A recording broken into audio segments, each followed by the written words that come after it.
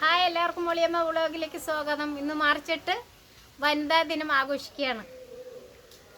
വനിതാ ദിനത്തിന് ഒരു തീമുണ്ട്. അത് UN ആണ് തീരുമാനിക്കുന്നത്. ഇന്നത്തെ ലിംഗതുല്യത സുസ്ഥിരമായ നാളേക്കെന്നാണ് ഈ വർഷത്തെ തീം.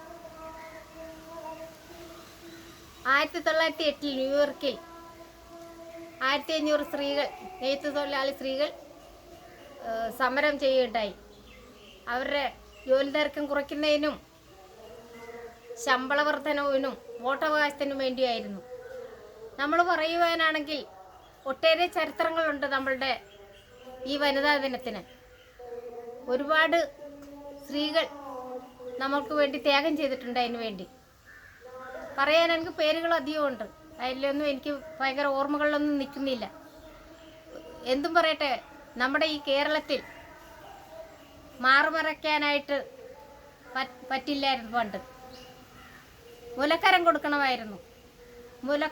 ഒരു ദിവസം മുലക്കരം കൊടുക്കാൻ കരത്തിന് വേണ്ടി വീട്ടിൽ വന്നപ്പോൾ അവർ വാഴയിലയിൽ മുല അറുത്ത് വെച്ച് കൊടുക്കുകയുണ്ടായി.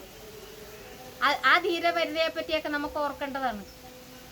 അങ്ങനെ എന്തെല്ലാം ത്യാഗങ്ങൾ സഹിച്ചാണ് നമ്മൾ ഇവിടം വരെ ഇപ്പോൾ ഈ മാർച്ച് 8 ആഘോഷിക്കുന്നത്. പക്ഷേ ഈ മാർച്ച് 8 ആഘോഷിക്കുമ്പോൾ ഇന്ന് മാത്രം ആഘോഷിക്കുന്നതാണോ വനിതാ ദിനം? പക്ഷെ നാളെ നമുക്ക് സുരക്ഷിതയാണോ, സ്ത്രീകൾ നമ്മൾ സുരക്ഷിതയാണോ എന്ന് നമ്മൾ ചിന്തിക്കേണ്ടിയിരിക്കുന്നു. ഇനിയും എത്ര ഗോവിന്ദചാമികൾ, എത്ര ജിഷമാർ, എത്ര ഉത്ര അങ്ങനെ ഒരു ദിവസം നമ്മൾ നേരം വെളുക്കുമ്പോൾ ഒരു പീഡനമെങ്കിലും ഇല്ലാത്തൊരു ദിവസങ്ങളുണ്ടോ? വീട്ടിൽ നിന്ന് വേണം നമ്മൾ നമ്മുടെ തലമുറയെ വാർത്തെടുക്കുന്നതിന്. വീട്ടിൽ നമ്മൾ നമ്മുടെ മക്കളെ പഠിപ്പിക്കണം. നമ്മുടെ കുഞ്ഞുമക്കളെ, ആമക്കളെയോ പെൺമക്കളെയും പഠിപ്പിക്കണം. സ്ത്രീകളെ നമ്മൾ പെൺകുട്ടികളോട് എങ്ങനെ പെരുമാറണമെന്നും മറിച്ച് ആൺകുട്ടികളോട് എങ്ങനെ പെരുമാറണമെന്നും നമ്മൾ തന്നെ പഠിപ്പിക്കണം. വസ്ത്രധാരണ കൊണ്ടാണ് ചിലവർ പറയാറുണ്ട്, വസ്ത്രധാരണ കൊണ്ടാണ് ആണുങ്ങൾ ഇങ്ങനെ നോക്കിപ്പോകുന്നെന്ന്. പിഞ്ചു കുഞ്ഞുങ്ങളെ വരെ ബാലപീഡനത്തിനൊന്നും ഇരയാക്കുന്നില്ലേ? ഇത് അവരുടെ വസ്ത്രധാരണം കൊണ്ടാണോ? 6 വയസ്സ് മുതൽ 60 വയസ്സ് വരെ ഇന്ന് ജീവിക്കാൻ മേലാത്ത പെണ്ണുങ്ങൾക്ക് ജീവിക്കാൻ മേലാത്ത കാലാവസ്ഥയാണ്. നമ്മൾ ഇന്ന് നമ്മളൊരു തീരുമാനം എടുക്കണം. നാളെ നമുക്ക് ഒരു സ്ത്രീകൾക്ക്, ഞാൻ പല രാഷ്ട്രങ്ങളിൽ ഞാൻ സഞ്ചരിച്ചതാണ്. ഈ നമ്മുടെ ഇന്ത്യയിലാണ് കൂടുതൽ സുരക്ഷിതയില്ലായ്മ. ഞാൻ ഈജിപ്തിൽ 10 വർഷം ഞാൻ ജീവിച്ചിട്ടുണ്ട്. പക്ഷെ അവിടെയൊക്കെ 12 മണിക്ക് സ്ത്രീകൾ, ചെറുപ്പക്കാരി സ്ത്രീകൾ, ഞാൻ ഉൾപ്പെടെ പോയിട്ടുണ്ട്. എല്ലാവർക്കും അവിടെ സംരക്ഷണമുണ്ട്. കാരണം എന്താണ്? അവിടുത്തെ നിയമം ആദ്യം നല്ലതാണ്.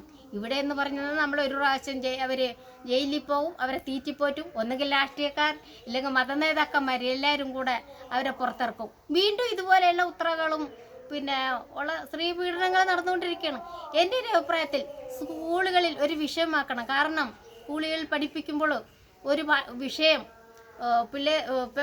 പിള്ളേർക്ക്, ആണാകട്ടെ പെണ്ണാകട്ടെ, കരാട്ട, അതുപോലെ തന്നെ കളരിപ്പയറ്റ്, എങ്ങനെയെങ്കിലും തടുത്ത് നമ്മളെ ചെറുത്ത് നിൽക്കണം. നമ്മളൊരു അറ്റാക്ക് ചെയ്യാൻ വരുമ്പോൾ നമുക്ക് ചെറുത്ത് നിൽക്കാൻ പറ്റിയ ഒരു വിഷയം നമുക്ക് ക്ലാസ്സിൽ എടുക്കണമെന്ന് നമ്മൾ ബഹുമാനപ്പെട്ട വിദ്യാഭ്യാസ മന്ത്രിയോട് ഞാൻ അപേക്ഷിക്കുകയാണ്. കാരണം ഇനിയും സ്ത്രീകൾക്ക് ജീവിക്കേണ്ടേ? സ്ത്രീകൾക്ക് ജീവിച്ചേ മതിയാകുള്ളൂ. കുറേ പൈസ സ്ത്രീകൾ വീട്ടിലും കഷ്ടപ്പാട്, സ്കൂൾ ഇപ്പോഴും ഒരു ആണുങ്ങൾക്കൊരു ചിന്തയുണ്ട്. വീട്ടിൽ മക്കളെ വളർത്തുന്നതും കഞ്ഞി വയ്ക്കുന്നതും കറി വയ്ക്കുന്ന വീട്ടിലെ എല്ലാ ഉത്തരവാദിത്തങ്ങളും പെണ്ണുങ്ങളുടെ തലയിലാണ്. പക്ഷെ അങ്ങനെയല്ല. നമ്മൾ പരസ്പരം അങ്ങോട്ടും ഇങ്ങോട്ടും സഹകരിച്ച് ചെയ്യുമ്പോൾ അവർക്കും ഒരു ഭാരം കുറയും. അപ്പോൾ ഇന്ന് എനിക്ക് പറയാനുള്ളത്, ഇതിൽ പറയാനായിട്ട് കുറേ കാര്യങ്ങളുണ്ട്.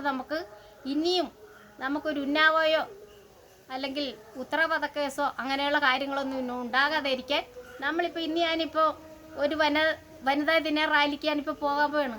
അത് റാലി കഴിഞ്ഞിട്ട് വീട്ടിൽ വന്നു കഴിയുമ്പോൾ നമ്മൾ മറന്നു പോകും കാര്യങ്ങളെല്ലാം. പക്ഷെ നാളെയും ഞങ്ങൾക്ക് സ്ത്രീകൾക്ക് സുരക്ഷ വേണം. പക്ഷെ എല്ലാ ആണുങ്ങളെ അടച്ചു പറയല്ല. ഏതൊരു സ്ത്രീകളുടെയും ഉന്നമനത്തിന് കാരണം അവരുടെ ആണുങ്ങളുടെ ഒരു ശക്തിയും കൂടെ ഉണ്ട്. ആണുങ്ങളെല്ലാം മൊത്തം അടച്ചു പറയല്ല. നമ്മൾ ഈ തെരുവ് നായ്ക്കളെ പോലുള്ള കുറേ ആണുങ്ങളുണ്ട്. അവർ നമ്മളെ കടിച്ചു കീറാൻ വരുന്നത്. അതുമൊക്കെ അവരെ നമ്മൾ പറഞ്ഞിട്ട് കാര്യമില്ല. വീട്ടിലെ സാഹചര്യം, അച്ഛനമ്മമാരൊക്കെ വീട്ടിലെ കലഹവും വീട്ടിലെ ഒരു അന്തരീക്ഷമൊക്കെ കൊണ്ടായിരിക്കും അതുങ്ങളൊക്കെ ഇങ്ങനെയൊക്കെ ആയി പോകുന്നത്. അപ്പം നമ്മൾ വീട്ടിൽ നിന്ന് വേണം നമ്മളുടെ തുടക്കം കുറിക്കാനായിട്ട്. അത് ഇത്രയൊക്കെ ഞാൻ പറഞ്ഞുകൊണ്ട് എൻ്റെ വാക്കുകൾ ഞാൻ ചുരുക്കുകയാണ്. എല്ലാവർക്കും വനിതാ ദിന ആശംസകൾ നേർന്നുകൊള്ളുന്നു. ബൈ. അടുത്ത വീഡിയോയുമായിട്ട് നാളെ കാണാം.